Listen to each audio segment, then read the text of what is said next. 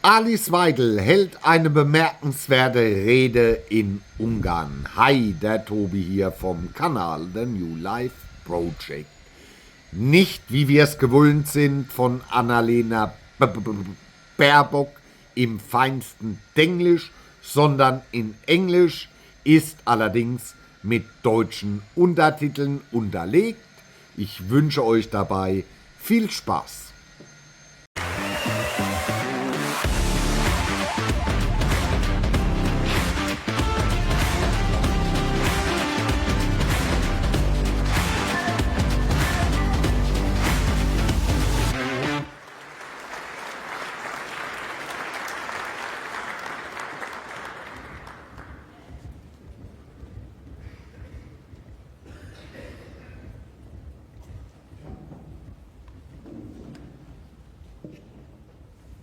Thank you so much. It looks so great seeing you all here today. Prime Minister Orban, distinguished members of government, esteemed colleagues and friends. Thank you for giving me the opportunity to bring greetings from the freedom-loving patriots of Germany.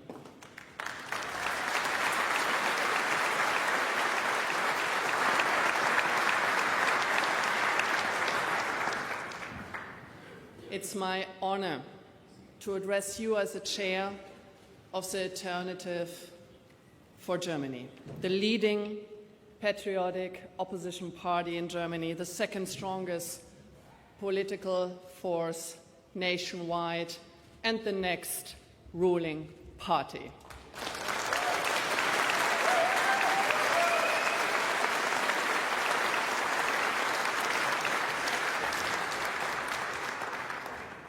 In my today's speech, I am going to shed some light on the situation in Germany for you to get some transparency what's going on in our home country.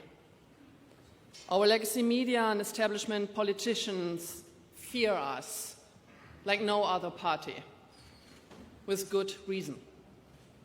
More and more voters in Germany are simply fed up with being lied to and watching their quality of life deteriorating year for year. Establishment politics have turned Germany into a danger zone for its citizens. Its people suffer from mass migration, exploding crime rates, high taxes and energy prices, inflation, and the destruction of wealth. That's why they voted out the old left-green government, only to get a government that continues down the same disastrous path. They got a government that pretends to prevent illegal immigration while leaving the gates wide open. In a futile attempt to evade his domestic problems, our Chancellor travels the world, fomenting conflict and throwing German taxpayers' money out of the window, as we see in the Ukraine. But when it comes to the daily horrors of imported migrant violence and Islamist terror on the streets, our Chancellor remains silent. Mr. Merz won the election with copy and paste promises taken from us, the Alternative for Germany's program. The day after the election, he went back on his word in every regard. He sold his soul to the leftists and kept them in power in exchange for being elected Chancellor himself. Desperately clinging to power by all means has become the primary concern of our establishment politicians. Driven by panic, they bend laws, manipulate the Constitution, and eliminate the fundamental rights of the parliamentary opposition in order to prevent a democratic transfer of power. The current government continues the war on free speech, started by its predecessors. They attempt to silence critical voices by framing them as right-wing and extremist. Under the pretext of fighting hate speech and disinformation, legitimate opinions are being criminalized. And finally, there is our domestic intelligence service, the so-called Office for the Protection of our Constitution. In reality, it is nothing but a service for protecting the establishment's dwindling power. When it comes to regular intelligence work, uncovering terrorists and preventing terrorist attacks, this office is a complete failure. Instead of attending to their proper task, they spy on the opposition with one goal in mind: to denounce the AfD as an enemy of the Constitution and fabricate a pretext for outlawing our party. Let's be clear, and this is what we want you to know, what we want the world to know what's going on in Germany. Influential politicians in Germany have their mind up on banning the strongest opposition party, on banning us, the alternative for Germany. They would eliminate a political force which will soon form the government in several East German regions. Furthermore, they want to ban a party and has caught up with and overtaken the Chancellor's party itself. It is grotesque, it is authoritarian, and yet this is a path they pursue, but they will not prevail. They will not prevail.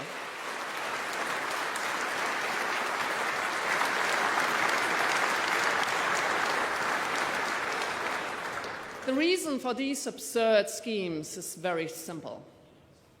Only by excluding our party from government can the woke leftist elites cling to power against the will of the majority. They refer to the leftist dogma as a firewall against the right-wing tide. Let's call it what it really is.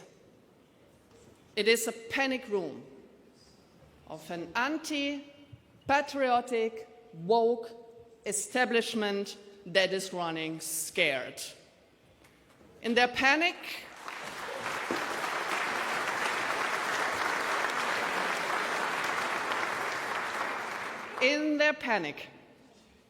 they dismantle democracy itself.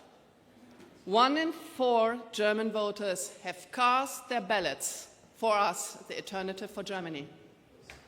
They want us to take responsibility for our country's future, to exclude more than 10 million voters from proper representation, destroys the very foundations of democratic rule. As J.D. Vance put it, democracy rests on the sacred principle that the voice of the people matters. There is no room for firewalls.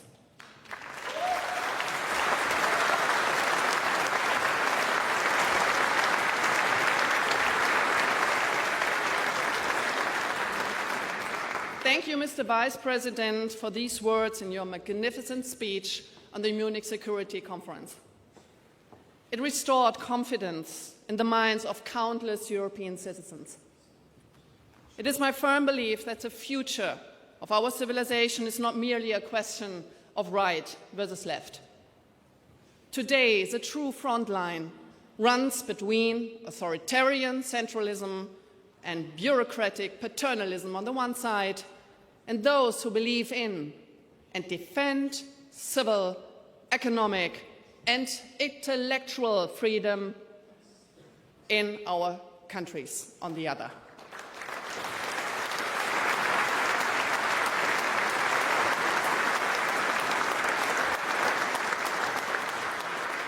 The wind of change is blowing strong in Europe and in the Western world. The future belongs to free, patriotic citizens and sovereign nations. This conference gives testimony to that fact. Prime Minister Viktor Orban, thank you and your country for hosting us. You are truly a beacon of freedom. Thank you.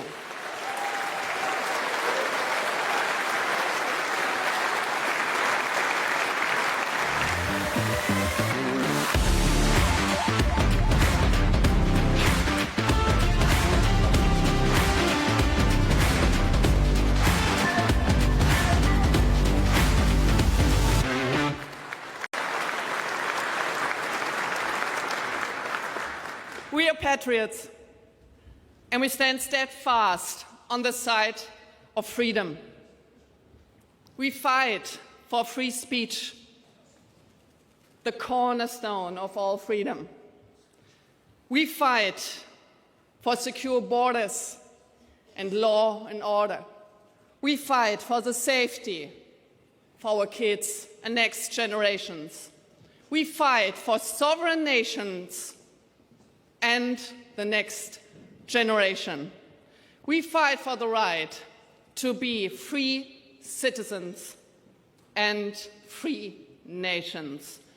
And last but not least, we fight for peace.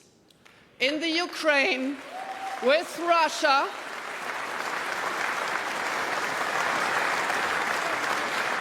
and we fight for good relations to our neighbors and to the USA. Let's make Europe great again together. Thank you so much for having me here. Thank you. Now you can play the music. Thank you. Thank you. Thank you so much. Thank you.